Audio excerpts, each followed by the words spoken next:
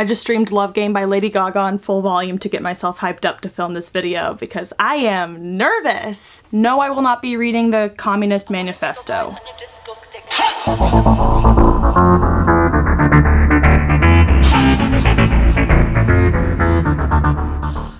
If you are ready for this conversation, can I get a hell yeah in the chat? Better yet, a thumbs up on the video would go a long way to quell my nerves. Like some of you may have noticed, I've been asserting my political agenda more and more in videos where ostensibly it has no business being. And that's not because I've been hiding it from you all, projecting this fake image. It's purely just because I've never felt so secure in my political identity, and I've never had a political education or a period of radicalization like I have in this past year. And the crazy thing is that I know I'm not alone. How exactly did I go from hustle culture absorbed girl boss, liberal, to a leftist? And if I had to break it down for you, there would be like 9 phases to this shit.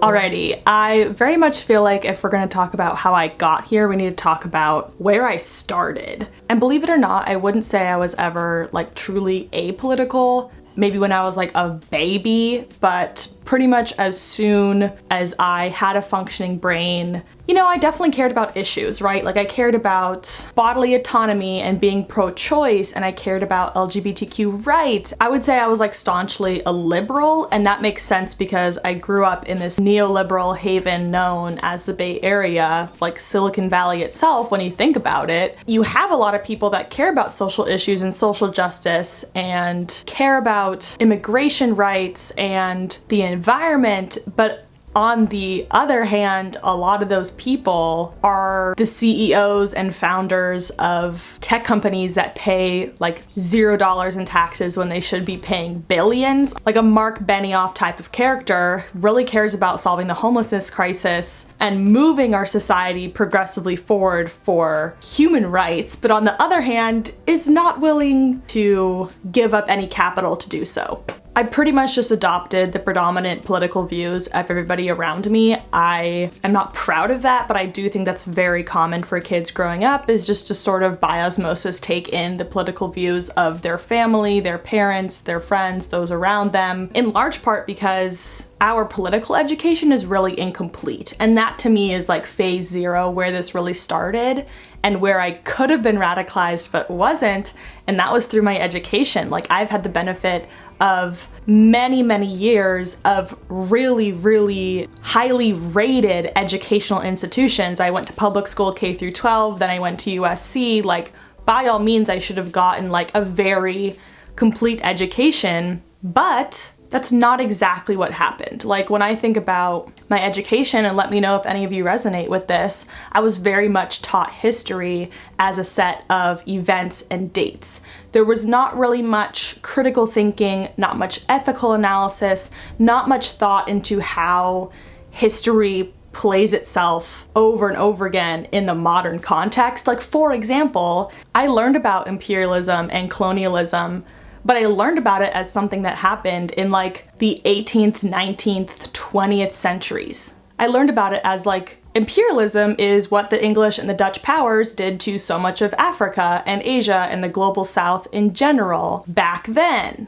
But just no talk of like neocolonialism and how the US remains an imperial power. We're taught that America's fight for independence and fight against England's control of us as a colony was the end of American colonialism, when in that same wave we were committing knowingly a mass genocide of the indigenous peoples and the First Nations of this land.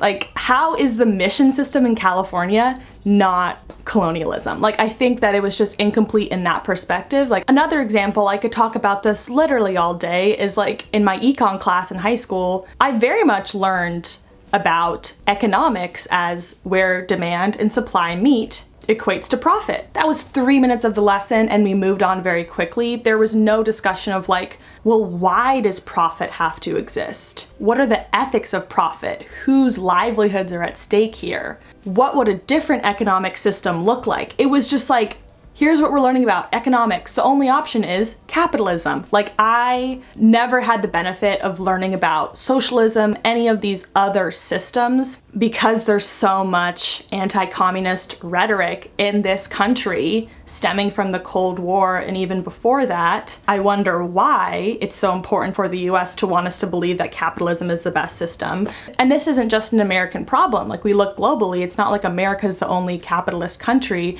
In England, they literally banned anti-capitalist literature from the schools there. Like, must be some powerful stuff if they're banning it. Like, even in college, I was a business major, so of course the majority of my classes weren't going to be about history or IR or political science. I totally get that, but still within a business curriculum, like, we should be learning about labor rights. We should be learning about unions. Like, we should be learning about these things as a part of how businesses run or how they should run. But never once was even the word class brought up in my USC education. Like, even in my queer studies classes, even in my gender studies and racial studies classes I took, like, class and that piece of intersectionality was just not brought up. And I know that John Early, the genius creator of Search Party, has said the same thing about his time on NYU's campus. Like, there is a critical lack of class consciousness, in large part, not totally because of our education system, but in large part because that knowledge is not included in our foundational education until we seek that out ourselves. Totally, this is some white guilt bullshit about to come out of my mouth, but it's like, I know that if I had learned these things at 16, and if critical thinking were valued more, or the Socratic method were valued more in our education, in this country at least, I could have provided so much better allyship, and my solidarity could have looked so much different so much earlier. Instead, I was just trapped in my own bubble, and there's a lot more to unpack here. This is just phase 0. This is the ground level foundation that I'm giving you all, and now we'll talk about the vortex that sucked me into my radicalization journey. We've stepped outside for phase 1 of the very tip of the iceberg of my radicalization, and that is the diagnosis of my chronic illness. January of this past year, I walked into my annual physical, and I walked out with a diagnosis that I had a lifelong autoimmune disease, and that freaked me the fuck out, because it does not take much to see, and I should have seen it much earlier, that, like, first of all, people are extremely ableist in the workplace and everywhere else. And second of all, trying to figure out the twisted world of American health insurance is like the goblet of fire maze at the end. You never know when a vine is going to jump out and take you down for a mere annual physical. Like, I am not one of the millions of people in this country without access to health insurance, so I'm not saying I have it the hardest whatsoever, but that appointment where I got my diagnosis, I walked in there expecting my annual physical to be covered under my insurance, and I walked out with a $450 bill that my doctor's office tried to negotiate with me for a discount. Like, we should not be haggling over our health care. Like, that's not radical. Like, I shouldn't have to call 8 different offices to make sure that my MRI is not gonna cost me $1,500 out of pocket. Like, it made me so mad, and I know that that's so almost gross that it took me that long to realize how fucked up the system was. And trust me, like, I wish I could have stepped out of my privilege and reckoned with a lot of that earlier, but my diagnosis really clearly showed me how the systems that are meant to protect us are not set up for that as the main motivator. It's something else that starts with a P that's really behind a lot of what goes on in this country, instead of the people and their needs first. But phase 2 very much took me out of my self-absorbed, entitled bubble when, a few months after my diagnosis, a global pandemic, in the most dystopian way possible, affected the entire globe. And I don't have to explain this to any of you, we're all living through it together, but through the pandemic, it thoroughly opened my eyes up to the fact that neither Republicans or Democrats, which are the only parties with power in this country, neither of them chiefly serve the people. It was nearly impossible not to fully recognize how incompetent and dysfunctional this government is, not because of democracy, but because of the way that capitalism and corporate interests have obfuscated the democracy's ability to work. And we also got to see globally how other countries handle it. We have countries like, there's countries like New Zealand that are vibing out here and have been doing so for months and months because their government said, hey, we're gonna prioritize people over profit and we're not gonna open up businesses. We're gonna keep them shut down and we're gonna do it for a long period of time.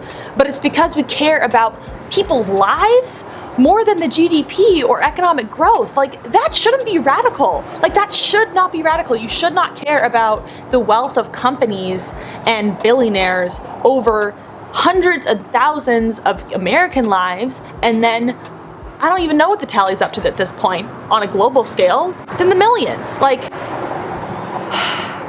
I have to take a deep breath. Like, it just, you would have to literally close your eyes and take a nap for all of 2020 to not see that this system is not serving you, even though you think it might be.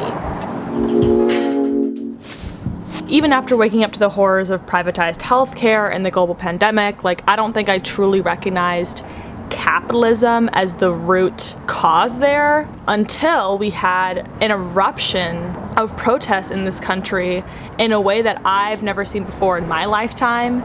There was a protest in every state in this country. And I'm gonna kind of combine two things into one here and say that, like, thing number 3 and thing number 4 that really radicalized me was both being a part of massive direct action as well as the shift we saw in the use of social media. Like, I don't think I've ever experienced in my time on social media as much. You can call it slacktivism, you can call it performative activism, but a lot of it was genuinely helpful to my radicalization process. So, like, as much as I want to condemn performative activism, there was some impact to be had on me. Like, up until this point, politics were so separate from social media unless you were, like, seriously following politicians or whatnot. Like, if you saw the Taylor Swift documentary, like, she had this whole crisis about whether she should endorse Hillary on her social media. Like, it was just not a site of any sort of political commentary. And through a lot of the infographics being shared, I very quickly saw a lot of commentary around, you know, you cannot be for Black lives if you're for capitalism. Like, anti-racism and anti-capitalism work go hand in hand. And I can tell you, like, when I read that, I totally believed it, but I didn't understand it. Like, I didn't really understand the link between racism and capitalism and racial capitalism until I saw zines being shared on people's stories, and I started to, you know, understand the work of so many Black activists over the years who've been shouting from the rooftops that we need to dismantle capitalism and dismantle imperialism and abolish the carceral state, but whiteness is a hell of a drug, and if you're not actively listening, a lot of times you wouldn't see it. And so I do give a lot of credit to social media for my radicalization. Like, TikTok, in huge part, educated me, and I know a lot of you resonate with that. Like, leftist TikTok found me before I found leftist ideals. Like, I was pulled into that pipeline and pulled into that current, and it really had me questioning these things enough to the point where I wanted to grasp onto material to dig deeper. So here I was with, like, a nibble of capitalism, and I wanted to learn more, and my girl No Name, if you're not following her, please do. She's a radical, beautiful thinker and learner. Her Instagram account is No Name Reads because she shares a lot of critical readings to help you understand these systems of oppression. And I was looking through her feed, and one of the books she recommended for people who are just sort of grappling with these things and just sort of waking up to maybe a different system or a different future is out there as she had a couple years prior, was Socialism Seriously by Danny Catch. And it's the thinnest book you've ever seen. It's like just a skinny legend. It's so non-intimidating. It's not written in academic language. It's almost comical to the degree that you can insert comedy into something so serious. But that was like a really pivotal read for me. It wasn't the Communist Manifesto, but it was really my first major exposure to Marxism, which never graced any of my education. I wonder why. And here's what I'll say, like, it didn't take long into my research into socialism to understand that it like almost instantly felt more compelling, more just, more fair, more democratic, more compassionate than the capitalistic system that I'd been taught to not question. And once I finished Socialism Seriously, it wasn't like, oh, mystery solved, case closed. Now I know everything I need to know. I can go home and get ready for the revolution. No, it was like I was left with more questions than answers. I just wanted to learn more and more about what I had just read, because it really is just an intro precursor to so much more. And at this point I ended up taking a political education course, which one of you actually introduced me to. Hi, Mizba. And that was literally life-changing for me. Like, out of all the things that radicalized me, actually learning the material and spending a few hours each week doing the readings and learning about historical materialism and dialectics and the labor theory of value and reproductive labor, my worldview just sort of started to open up as I learned about how all of these separate horrific things were actually interconnected and that they weren't random. And after learning about all of that, I seriously felt red-pilled, which, don't shoot me, but I've never seen The Matrix, so I wasn't even familiar with that word until I fell down leftist Twitter. But it's like, there were some fundamental truths and some ugly truths about the way that the world worked that after going through my political education, or re-education really, I could no longer deny. Like, I could not just choose the blue pill and live my happy little liberal lifestyle, because these things were deeply unsettling and it actually made me feel really alienated, which is something I think a lot of leftists talk about. And if there's ever discussion about this on Clubhouse, I totally want to know about it, because when you learn about so many disturbing things at once, you do become this sort of skeptic. And I couldn't really look at the world the same way. And I know that I probably sound like I'm being dramatic, but I'm just telling it exactly the way it went down. Like, I have so many journal entries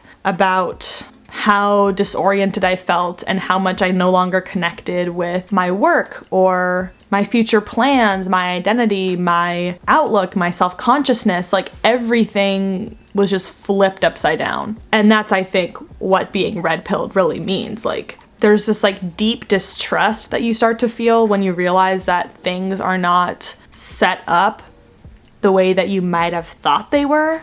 And I'm being sort of vague, but if I weren't vague, this video would be at least 3 hours long, so I'm actually doing you a favor. If you're even still watching. If you are watching, leave a little emoji down below and let me know. I would love to know what radicalized you this year in the comments down below.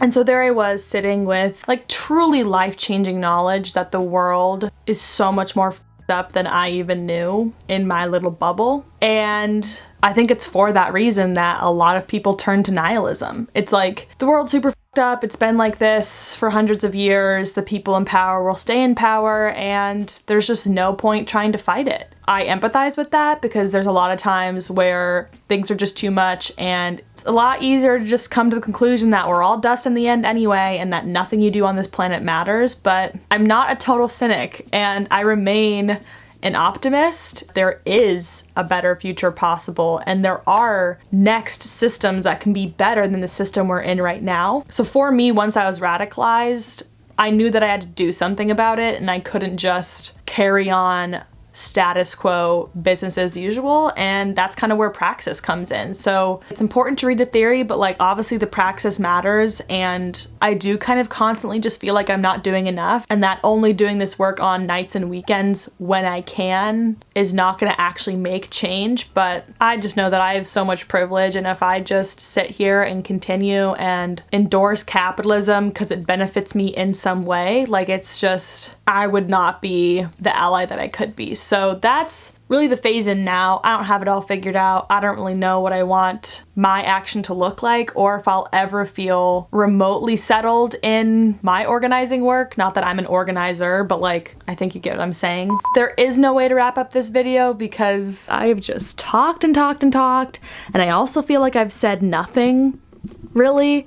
But to somewhat conclude, I would just say that the world is inherently political. A lot of my conversations with my friends and my family and my comrades just like really revolve a lot around justice, ethics, economics, and politics and all of that. And so I want to include you all on those discussions going forward. I don't think every YouTuber should be talking about politics. Like, if it's not really a part of your life and you don't really have a lot to say on it, like, don't. Like, that's how you end up with performative activism. It's sort of similar to the reason that I don't talk about religion much on my channel. It's not because I'm like too scared of the taboo. It's just because like religion, quite frankly, doesn't really play a day-to-day role in my life. I'm a spiritual person and I grew up attending church, but like, it's not something that I talk about all the time with my friends, and so it's not something that I would feel like I need to bring into my YouTube channel. Just again, I'm not expecting that to be a subscriber of my channel you have to share my politics, not at all. This video was really just to help you and me understand why and how I have changed, and that it's not just random, but that it kind of felt inevitable. As always, thank you so much for watching. If you are not subscribed, this would be as wild of a time as ever to do so. I will see you all in the next video, and Katherout.